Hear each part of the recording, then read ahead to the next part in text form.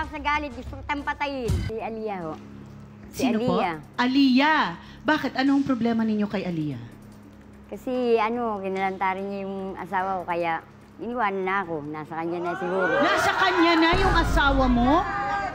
Bakit ka pumayag? Eh, wala akong magagawa eh. Mas bata ho siya sa akin. Ano ang eksaktong nangyari sa kanila para hiwalayan ka ng iyong asawa?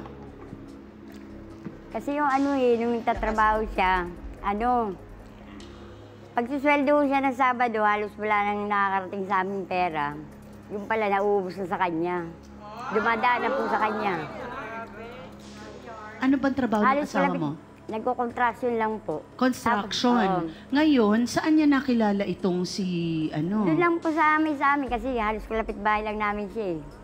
Okay. Paano mo nalaman na merong relasyon ang asawa mo at si Kasi Aliyah? tuwing Sabado pag sweldo siya, halos hindi siya nakakauwi.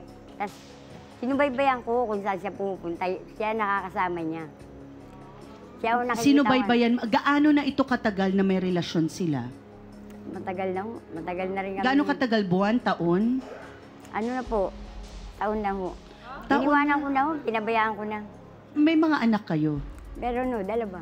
Dalawa yung anak ninyo. Pinapili ka ba? Ng asawa mo? Pinamili mo ba siya? Sinabi mo bang mamili ka? Ako o yung Aliyah na yan? Ganon? Di halos iniwan ko na rin ho, binigay ko na sa kanya kasi. Ikaw ang umiwan. Ikaw yung sumuko. Galit pa rin ho ako sa kanya ngayon kasi nga, ganun ginawa niya sa amin eh. Nang dahil sa kanya, iniwan kami ng asawa ko, ng mga anak ko. Proud daw si Aliyah at siya pa raw ang nagkakalat. Totoo Halos ba yan? lahat ng kalakihan doon sa amin, halos ganyan ginagawa niya eh.